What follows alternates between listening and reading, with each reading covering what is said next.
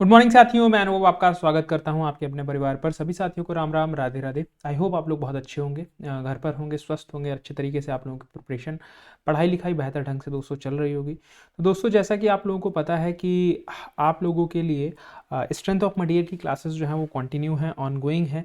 और आज कल आपको लोगों को एक्चुअली लेक्चर नहीं मिल पाया, ये आज आपको लेक्चर जो मिल रहा है ये स्ट्रेस स्ट्रेन का, ठीक है, स्ट्रेस एंड स्ट्रेन का जो है ये आपके पास बेटा 7th पार्ट जो है वो आपको देखने को मिल रहा है। ठीक है, 7th पार्ट आपको देखने को मिल रहा है।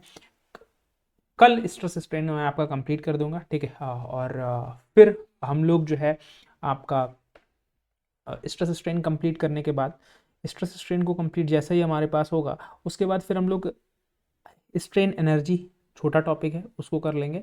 फिर S F D B M D पर हम लोग मूव करेंगे। फिर S F D B M D पर हम लोग क्या करेंगे बेटा, मूव करेंगे। ठीक है, तो इस तरीके से सीक्वेंस चलेगा। और जो भी यूपीपीएससी एई वाले बच्चे हैं उनके लिए ग्रीन एनर्जी का टॉपिक स्टार्ट किया है, वो भी देखो, वो भी इंजॉय करो। ठीक है, और न्यू ईयर पे थोड़ा सा तुमको नया कुछ गिफ्ट दे दूंगा और कुछ चीज़ें आप लोगों के लिए कर दूंगा जिससे चलती रहेंगी। और कुछ टॉपिक्स की क्लासेस मैं कंडक्ट कर लूँगा और जिससे तुम्हारे लिए थोड़ा सा जो है वो हेल्पफुल हो जाए, हेल्पफुल चीज़ें जो हैं वो तुम्हारे लिए हो जाए। ठीक है, तो उन चीज़ों को भी थोड़ा सा देख लेना। ठीक, अभी फिलहाल ये क्वेश्चन आप लोगों को होमवर्क के लिए दिया था। इस क्वेश्चन को देखो, for the state of stress of a pure share. ठीक है, टाउ, टाउ आपके पास क्या है सर, टाउ प्योर शेयर है।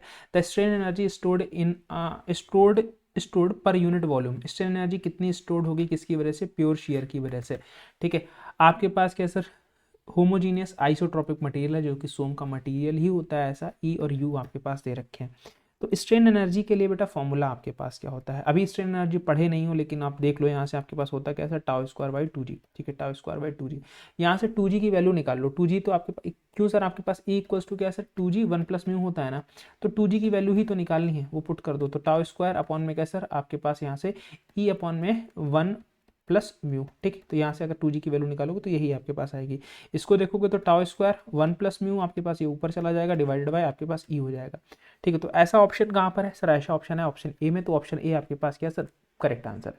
ठीक, ये पढ़े नहीं हो तो इस वजह से आपको लग सकता है कठिन क्वेश्चन, इसको भी मैं बढ़ा दूंगा बस आपके पास स्ट्रेन एनर्जी के कॉन्सेप्ट्स को भी, उसको मैं अलग रखना चाहा, फिल्टर बहुत करना चाहे क्वेश्चंस, बट हो नहीं पाया कंप्लीटली फिल्टर, उसके लिए सॉरी।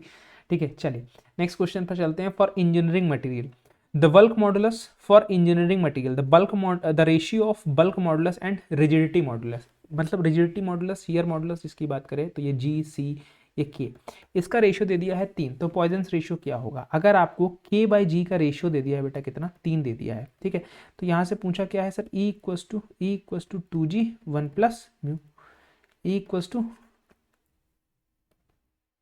2g 1 प्लस म्यू, यही तो पूछा है। ये क्या होता है सर, ई इक्वस टू 3 के 1 माइनस 2 म्यू। ठीक, ये आपके पास जो है ये आपके पास होता है। ठीक, तो यहाँ से अगर मैं आप लोगों से बात करूँ, ठीक है, 1 मिनट मुझे देना बेटा, ठीक है, 1 मिनट मुझे देना। ए इक्वस टू 3 के 1 माइनस 2 म्यू।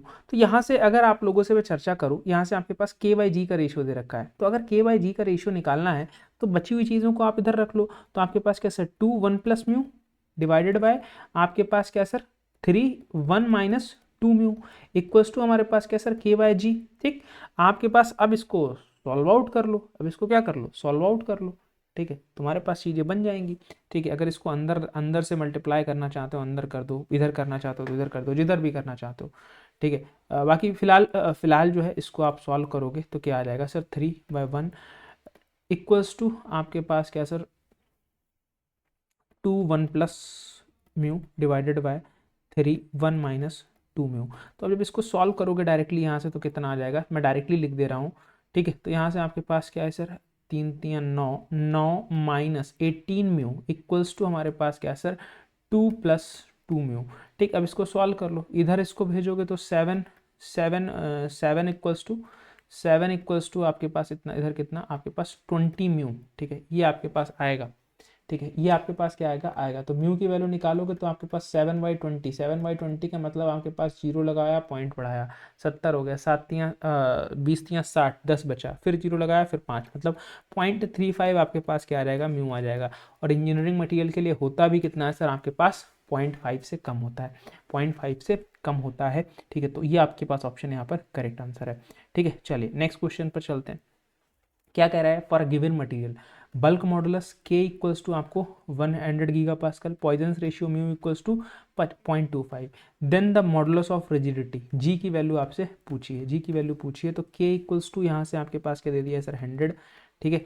आपसे म्यू दे दिया है 0.25, ठीक, म्यू दे दिया है के, और जी की वैल्यू आपसे पूछ दी है। तो यहाँ से अगर आप इसको करना चाहो तो कैसे डायरेक्टली कर सकते हो, ठीक है। तो देखो, या तो फिर आप डायरेक्टली फॉर्मूला लगाओ, ठीक है, डायरेक्टली आप फॉर्मूला लगाओ, नहीं आपको फॉर्मूला याद है तो आपके पास कैसे 2g 1 प्लस म्यू से लगा लो, 2g 1 प्लस म्यू से लगा लो, सिंपल है। थोड़ा सा मैं मानता हूँ कि एक स्टेटमेंट बढ़ जाएगा, ठीक है।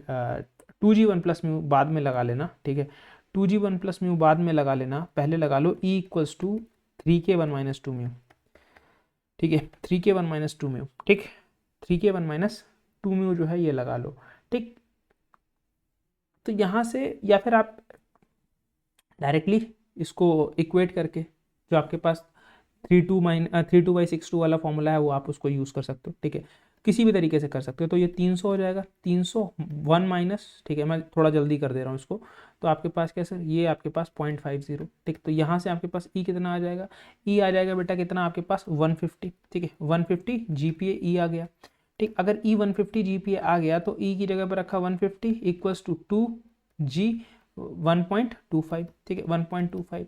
तो यहाँ से अगर g की वैल्यू चाहिए तो 1.25 डिवाइडेड बाई 2.50, यहाँ से आपके पास 2 जीरो से 2 जीरो ऊपर 100 चौक, और ये आपके पास क्या सर 10, यहाँ से आपके पास ये खत्म, 15 चक्कू 60, 60 आपके पास आंसर है, 60 है, बिल्कुल है, बिग 60 GPA आपके पास क्या हो जाएगा सर, ये आंसर हो जाएगा, ठीक है, 60 GPA। डायरेक्टली 3262 वाला क्वेश्चन आंसर रखोगे तब भी आपके पास डायरेक्टली आ सकता है, ठीक है। चलिए नेक्स्ट क्वेश्चन पर आते हैं, नेक्स्ट क्वेश्चन पर आते हैं। The Young's modulus is equal to the bulk modulus, the value of the Poisson's ratio, ठीक है। मतलब E इक्वल्स टू क्या बोल दिया है, K बोल दिया है, तो म्यू की वैल्यू फाइंड आउट कर दो। बोला था आपसे, यहाँ से बहुत सारे क्वेश्चंस देखने को मिलेंगे। अब देखो यहाँ से क्या sir, E equals to 3K 1 minus 2 mu, ठीक है, यही होता है ना। तो अगर इसको बराबर कर दिया तो ये कट गया, ठीक है। तो आपके पास क्या बचा सर 1 इक्वल्स टू, ठीक है, 1 इक्वल्स टू 3 माइनस 6 म्यू, ये आपके पास बचा। अब 6 म्यू को अगर आप इसको इधर भेजो तो आपके पास इधर से कितना हो गया, ठीक है, इधर से अगर आप इसको दूसरी तरफ अगर भेज दो, ठीक है, या फिर आप चलो इसको ऐसे भेज दो सॉरी। तो यहाँ पर आपके पास कैसा -2, ठीक है, -2 इक्वल्स टू -6 म्यू, ठीक है। तो यहाँ से अगर आप म्यू की वैल्यू निकालना चाहो तो म्यू की वैल्यू 1/3 आ जाएगी, ठीक है, म्यू की वैल्यू 1/3 आ जाएगी, इसको आप कर सकते हो, ठीक है, कोई दिक्कत वाली बात नहीं है। थोड़ा सा बस ये क्या है, कैलकुलेशन की है, ठीक है, आपके पास चेंज किया है तो आपके पास हो जाएगा, ठीक है। किसी तरीके से भी कर सकते हो। यंग्स मॉडुलस किसका रेशियो होता है भाई, normal stress to the normal strain का, लॉन्गिट्यूडनल स्ट्रेस और लॉन्गिट्यूडनल स्ट्रेन का। Option C is the correct answer, option C is the correct answer, ठीक है। शियर स्ट्रेस शियर स्ट्रेन आपके पास जी का रेशियो मॉडुलस ऑफ रिजिडिटी का, ठीक है। आपके पास volumetric strain volumetric stress by volumetric strain, या इसको हम लोग direct stress by volumetric strain से रिप्रेजेंट करते हैं। ये हमारे पास क्या होता है सर, ये बल्क मॉडुलस हमारे पास हो जाता है। नेक्स्ट क्वेश्चन देखो, to express the stress strain for a linearly elastic homogeneous isotropic linearly elastic homogeneous isotropic material the minimum number of material constant needed, मतलब यहाँ आपके पास कितने नंबर ऑफ मटेरियल जो है वो कैसे होने चाहिए सर, कांस्टेंट होने चाहिए। एक पहला ऑप्शन दे रखा है आपके पास 2 3 4 1, ठीक है।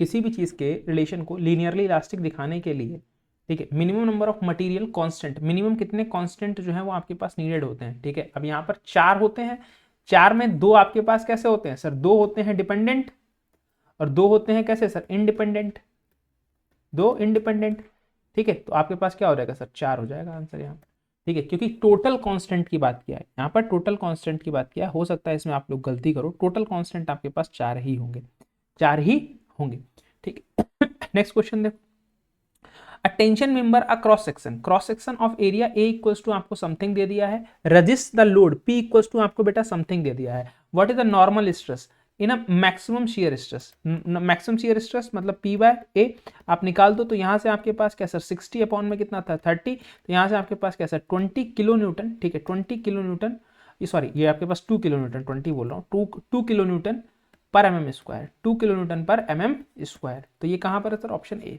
ठीक है ऑप्शन इज ए, ठीक है option is A correct, option is A correct, ठीक है चलिए option is A correct. Next question, one end of a metallic rod is a fixed, एक एंड मेटेलिक रॉड का फिक्स कर दिया and its temperature is raised, it will experience, मतलब आपके पास क्या करा है सर, एक एंड को फिक्स किया है, ठीक है सिर्फ किसको, एक एंड को फिक्स किया, मतलब एक एंड को कुछ इस तरीके से फिक्स कर दिया, ठीक है। अब मेटेलिक रॉड को क्या किया भाई, टेम्परेचर को इंक्रीज किया, टेम्परेचर को क्या किया भाई आपका बढ़ाना शुरू किया। अब टेम्परेचर को जब बढ़ाया जाएगा तब क्या होगा, तब ये एक्सपेंशन हो जाएगा इसमें, तब इसमें क्या हो जाएगा एक्सपेंशन हो जाएगा, और एक्सपेंशन अगर हो गया तो कोई स्ट्रेस आएगी, कोई स्ट्रेस नहीं आएगी, तो ये क्या हो जाएगा sir zero stress. Option A correct answer, option A zero stress, zero stress, option A zero stress, ठीक है चलिए नेक्स्ट क्वेश्चन। यहां पर आपके पास क्या सर प्रॉपर सीक्वेंस में लगाना है किसको, यह जो आपको दिया हुआ है क्या क्या दिया है, proportional limit, elastic limit, fracture point, failure point, yield point, ये आपको दे रखा है, ठीक है ये आपको दिया गया है, तो ये आपको रेंज में लगाना है, ठीक है रेंज में क्या करना है लगाना है, ठीक तो क्या हो जाएगा, सबसे पहले आपको क्या लगाना है प्रॉपर सीक्वेंस में, आपको पता है सर सबसे पहले प्रोपोर्शनल लिमिट, तो आपके पास क्या हो गया सर ये पहला, ठीक है फिर इलास्टिक लिमिट, फिर दूसरा, फिर यील्ड पॉइंट तीसरा, चौथा, 1 2 3 4 है बिल्कुल है सर, ऑप्शन ए ही आपके पास क्या होगा सर करेक्ट होगा, ऑप्शन ए ही करेक्ट होगा। क्यों सर, अगर आप इस डायग्राम से देखना चाहते हो तो यहाँ से भी देख लो, ठीक है कुछ सबसे पहले प्रोपोर्शनल लिमिट जहाँ तक ग्राफ लीनियर, उसके बाद हल्का सा कर्व आएगा इलास्टिक पॉइंट, फिर आपके पास क्या है सर, फिर आपके पास यील्ड पॉइंट, यील्ड पॉइंट के बाद फिर आपके पास ये फ्रैक्चर पॉइंट, ठीक है फिर आपके पास फ्रैक्चर पॉइंट, ठीक है तो ये आपके पास जो है इसी तरीके से चलने वाला है। नेक्स्ट क्वेश्चन देखो बेटा, जल्दी इसलिए चल रहा हूँ, ठीक है जल्दी इसलिए चल रहा हूँ क्योंकि कुछ कुछ चीज़ें जो हैं वो थोड़ा सा जल्दी वाली हैं, ठीक है उन पर समय नहीं दे सकते, उन पर समय क्या कर सकते हैं नहीं दे सकते, ठीक है उन पर समय हम लोग नहीं दे सकते, 1 मिनट बस दोस्तों रहना, ठीक है एक्चुअली मैं आप लोगों की क्लास ले रहा था, ठीक है इससे पहले मैं क्लास जो है वो आप लोगों की कुछ ले रहा था एक, ठीक है मतलब यही की क्लास रिकॉर्ड की थी, उसमें थोड़ा सा कुछ एरर हो गया था, ठीक है तो उस एरर को सुधारने के लिए कुछ मतलब एरर क्या, थोड़ा सा लाइट का कनेक्शन इंटरप्ट हो गया था, तो वीडियो मेरी बीच में बंद हो गई थी, और वो रिदम बना हुआ था पूरा ज़बरदस्त तरीके वाला, ठीक है तो उसको मेंटेन करना थोड़ा सा ज़रूरी था, वो हो गया है। चलो फिलहाल अभी के लिए अभी हम लोग अपना वापस बैक टू द क्वेश्चन आते हैं। यहाँ पर हमारे पास क्या कह रहा है, select the correct answer out of the following alternatives about the cyclic stress. Cyclic stress के लिए बात किया है, साइक्लिक स्ट्रेस के लिए बात किया, साइक्लिक स्ट्रेस का मतलब क्या है सर, आपके पास एक लूप में लोड लगना, ठीक है लूप में लोड लगना, क्या कह रहा है, a material that material can tolerate much greater than the stress produced under the static loading can lead to fatigue if the stress is above the endurance limit, can lead the fatigue if the stress level is below the endurance limit, are not introduced in a axial of running train। ठीक है तो आपके पास क्या है, आपके पास basically आपके पास जो है बेसिकली यहां पर जो साइक्लिक स्ट्रेस जो है, ठीक है साइक्लिक स्ट्रेस में हमारे पास क्या होगा, ये बेसिकली फटीग फेलियर हमारे पास कब होगा, ठीक है फटीग फेलियर जो है बेसिकली हमारे पास जो है साइक्लिक स्ट्रेस के केस में करेक्ट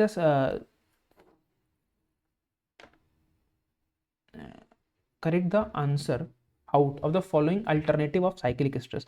साइक्लिक स्ट्रेस के केस में आपको बताना है, ठीक है बेसिकली साइक्लिक स्ट्रेस बार बार लोड इस तरीके से लगा रहे हो, कभी पॉजिटिव कभी नेगेटिव कभी पॉजिटिव कभी नेगेटिव, ठीक है तो बेसिकली आपके पास क्या है, आपके पास किससे चलेगा, आपके पास भाई ये किसको लीड करता है, ये आपके पास फटीग फेलियर को आपको पता है आपको लीड करता है, ठीक है फटीग फेलियर को लीड करता है, तो फटीग वाला आंसर आपके पास करेक्ट हो जाएगा। अगर सेफ कंडीशन के लिए पूछ रहा है तो बेसिकली सेफ कब होगा सर आपके पास, बिलो एंड्योरेंस, ठीक है बिलो एंड्योरेंस, ठीक है अगर एक्सट्रीम कंडीशन के लिए पूछ रहा है तो बेसिकली आपके पास अबव एंड्योरेंस, ठीक है अबव एंड्योरेंस, तब आपके पास अबव एंड्योरेंस हो जाएगा। दोनों केस मैंने आप लोगों से डिस्कस कर दिया, दोनों केस मैंने आप लोगों से डिस्कस कर दिया, ठीक है चलो नेक्स्ट क्वेश्चन, ठीक है when the wire is stretched is double, मतलब आपके पास क्या कर रहा है सर, वायर की जो लेंथ है, ओरिजिनल लेंथ आपके पास, इनिशियल लेंथ आपके पास एल है, फाइनल क्या कर दी सर आपके पास 12 कर दी।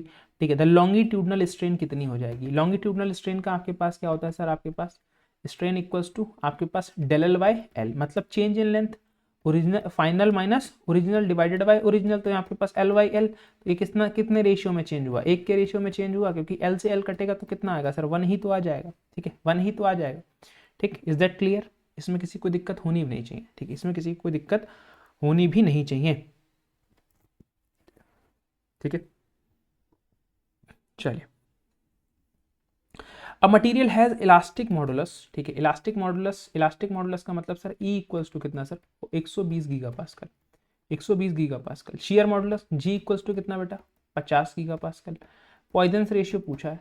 अब ये तो यार बिल्कुल देखो सिंपल सा सवाल है, बार बार मैं पूरा इसीलिए लगवा दिया हूँ, इसीलिए मैं तुमको सारी चीज़ें अपने हाथ से सॉल्व करा रहा हूँ। रीज़न यही है कि भाई तुम लोग अगर करोगे तभी तुम लोगों का फ़ायदा होगा। ठीक है, अगर सिर्फ ये सोचोगे कि सर तो कर ही रहे हैं तो फिर हमको क्या करना, तो फिर कोई फ़ायदा नहीं होगा। तो ये 1.2 हो जाएगा, क्यों, 100 डिवाइड कर लोगे सीधे सीधे तो 1.2 हो गया, 1.2 इक्वल्स टू 1 प्लस म्यू। तो यहाँ से अगर आप म्यू की वैल्यू निकालोगे तो 0.2 आपके पास म्यू की वैल्यू जो है वो आ जाएगी। ठीक है, म्यू की वैल्यू कितनी आ जाएगी, 0.2 आ जाएगी। ठीक, चलिए, a nut is a tightened by placing a washer below the bolt is subjected to, मतलब अगर आपके पास क्या है सर, बेसिकली बोल्ट्स पर हमारे पास कौन सा लोड लगेगा, टेंसाइल कंप्रेसिव। और वॉशर लगाओगे तो प्रेशर लगाओगे। ठीक है, प्रेशर लगाओगे तो आपके पास क्या है सर, उसको कंप्रेस करोगे। किसको क्या करोगे सर, वॉशर को कंप्रेस करोगे।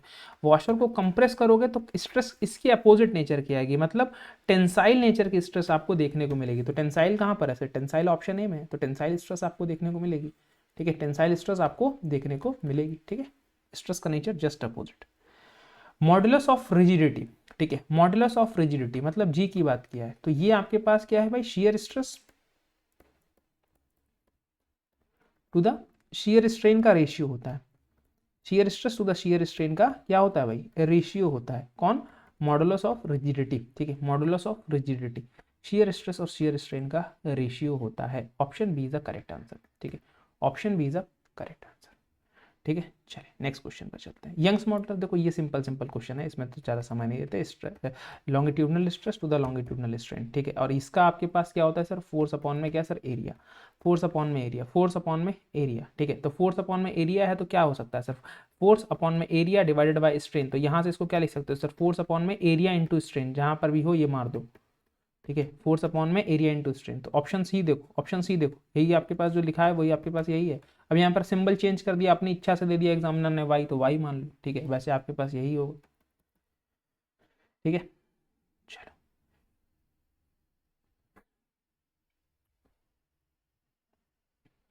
क्या कह रहा है, a 100 kg lamp, a 100 kg lamp supported on a single electrical copper wire जिसका डायमीटर आपके पास 4 mm है। स्ट्रेस पूछा है कि केबल में कितना होगा, स्ट्रेस केबल में कितना होगा। तो अगर हम बात करें तो मास कितना है सर आपके पास 100 kg।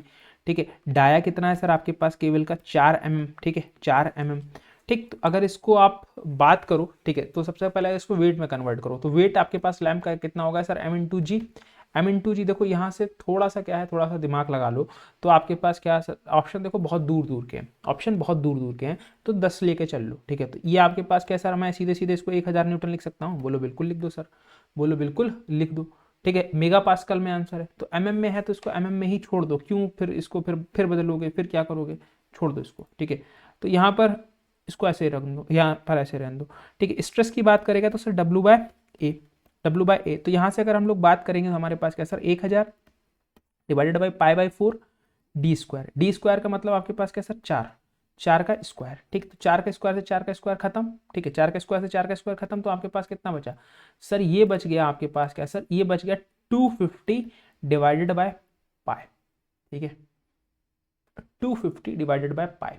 ठीक, अब यहां से आप बोलो सर कैसे, तो देखो 225 डिवाइडेड बाई 3.14, तो अगर यहाँ पर 240 होता तो आंसर आता 80। अब 300 से ज़्यादा, अब यहाँ पर आपके पास क्या है, 3 से कुछ ज़्यादा है, ऊपर 250 से भी कुछ ज़्यादा है, तो आंसर आपके पास एक ही दिखेगा 78। अब इसको जिसको कैलकुलेट करना है भाई, आपके पास कैलसी प्रेजेंट होगा तो आप कर भी सकते हो, लेकिन थोड़ा सा क्या है, थोड़ा सा अपना दिमाग लगाओगे तो 78 मेगा पास्कल के आंसर यहाँ से आ जाएगा। आंसर यहाँ से आ जाएगा, ठीक है। अब ये मत करना कि इसको mm में चेंज करो फिर जाके चेंज करो, तो फिर वो गड़बड़ हो जाएगा, ठीक है। उससे पहले अब मैं आप लोगों को बता दूं कि आप सभी साथियों के लिए भाई यूपीपीएससी एई का बैच जो है वो लॉन्च हो चुका है। प्री प्लस मेंस का कंप्लीट बैच है, वाईटी पर भी क्लासेस चल रही हैं, ठीक है। और ये आपके पास लाइव प्लस रिकॉर्डेड बैच है, ठीक है। लाइव प्लस रिकॉर्डेड बैच है, दोनों तरीके के मोड में बैच है। सिर्फ ऐसा नहीं कि लाइव बैच है, सिर्फ ऐसा नहीं कि रिकॉर्डेड बैच है, दोनों तरीके के मोड में आपके पास बैच जो है वो आपको देखने को दोस्तों मिलेगा, ठीक है। और बैच की जो प्राइस है मात्र 1111 रुपये दोस्तों देखने को आपको मिलेगी, ठीक है। कंप्लीटली प्री कंप्लीटली मेंस आपके पास यहाँ पर आपका कवर हो जाएगा, ठीक है। तो आप लोग बिल्कुल इनरोल कर सकते हैं, डिस्क्रिप्शन बॉक्स में लिंक दिया है, गेट एकेडमी के लाइव एप्लीकेशन पर जाकर भी विजिट कर सकते हैं, ठीक है। यहाँ पर अगर बात करें आरआरबी जेई के जो भी साथी CVT 2 का प्रिपरेशन कर रहे हैं, ठीक है, तो उनके लिए रिकॉर्डेड बैच है, आप लोग बिल्कुल परचेस कर सकते हैं। CVT 1 प्लस CVT 2 का भी आपके पास एक लाइव प्लस रिकॉर्डेड बैच है, उसको भी आप लोग क्या कर सकते हैं, ज्वाइन कर सकते हैं, ठीक है। जो CVT कंप्लीट बैच है वो 777 में, CVT 2 का बैच आपके पास मात्र 499 में है, ठीक है। तो ये चीज़ है। इसी तरीके से अगर हम लोग बात करें गेट 2026, 27 और 28 के बैचेस भी प्रेजेंट है। 22 26 का बैच है, 44 27 का बैच है, आपके पास 66 आपके पास 28 का बैच है। इसी तरीके से आरआरबी जेई नेविगेटर की बात करें हम लोग, ठीक है, नेविगेटर की बात करते हैं। ये बेसिकली आपके पास क्या है भाई, ई बुक फॉर्मेट में प्रेजेंट है, ठीक है। ई बुक फॉर्मेट में आपके पास क्या है दोस्तों, ये प्रेजेंट है। आप यहाँ पर फुल्ली सॉल्व क्वेश्चन है, 4000 से ज़्यादा क्वेश्चन यहाँ पर हैं।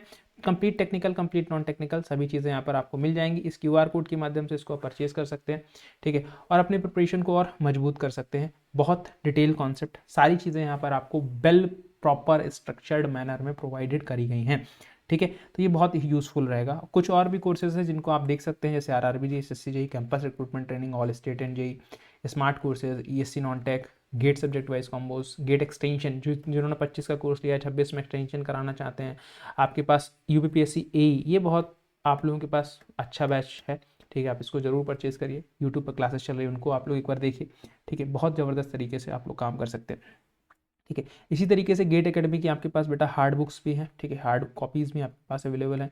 मैकेनिकल इंजीनियरिंग की बेसिकली अगर हम लोग बात करें तो यहाँ पर आपके पास क्या है, मैकेनिकल इंजीनियरिंग की बात करें तो मैकेनिकल इंजीनियरिंग के वॉल्यूम 1 की बुक्स में ये सब्जेक्ट्स हैं आपके पास, ठीक है। और वॉल्यूम 2 की बुक्स में आपके पास अगर देखा जाए तो ये सब्जेक्ट्स आपके पास हैं, ठीक है। Mechanics, theory of machine, industrial production और मैथमेटिक्स।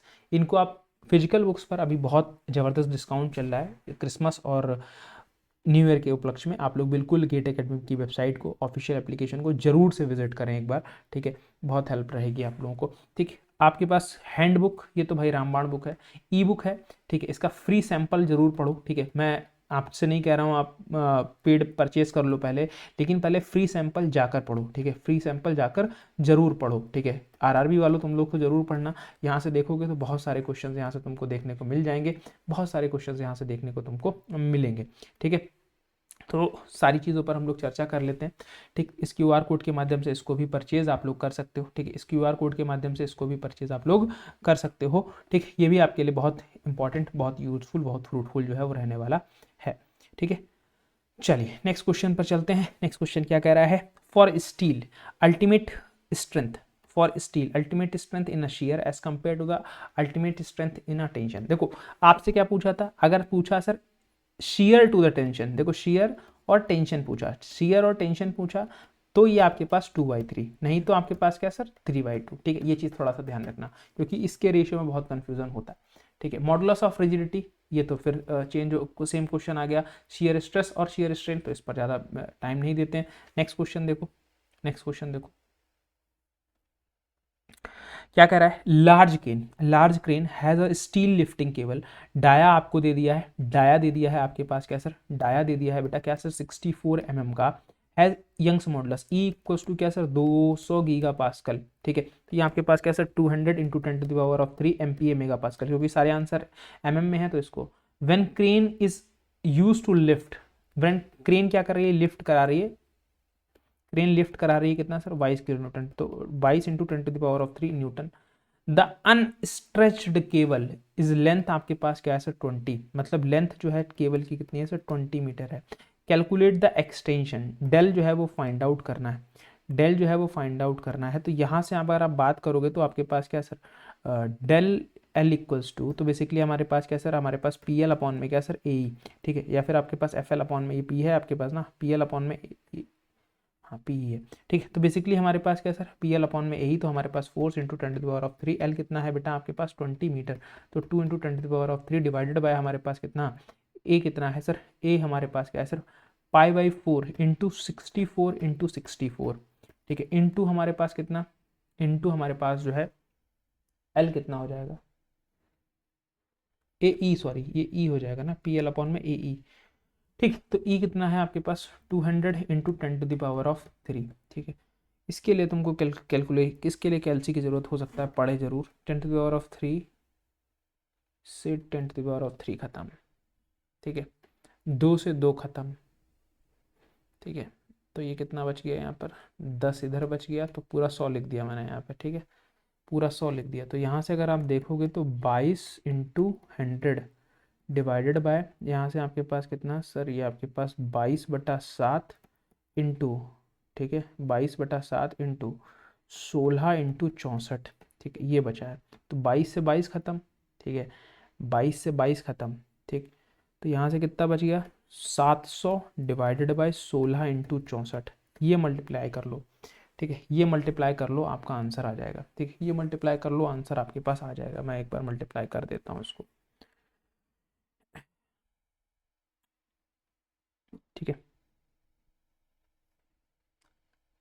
ये फिलहाल आना कितना चाहिए मैं अभी बता देता हूँ, 16 इंटू 64 1024, 1024, तो मतलब आंसर आना चाहिए 0.57, 0.57 नहीं 1024, तो मतलब 0.68 के आसपास आना चाहिए, ठीक है, क्योंकि 1024 हो रहा है, 700 डिवाइडेड बाई 1024, तो अराउंड ये अगर 1000 होता तो 0.7 आता, उससे ज़्यादा है तो 0.68 आएगा, ठीक है। अब मुझे करने की ज़रूरत नहीं है, ठीक है, आप लोग देख लेना 0.68 mm ही आंसर, इसका आंसर जो है वो मेरे हिसाब से आएगा, ठीक है।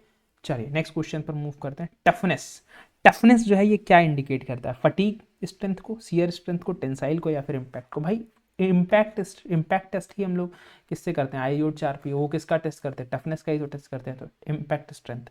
Ability of material resist the deformation due to the stress, resist the deformation, ठीक है, डिफॉर्मेशन को कौन रजिस्ट कर रहा है, ठीक है, due to stress is known as toughness, stiffness, plasticity. तो यहाँ पर आपके पास क्या भाई, ये हो जाएगा आपके स्टिफनेस, ये आपके पास क्या सर, स्टिफनेस जो है is correct answer, stiffness is correct answer, ठीक।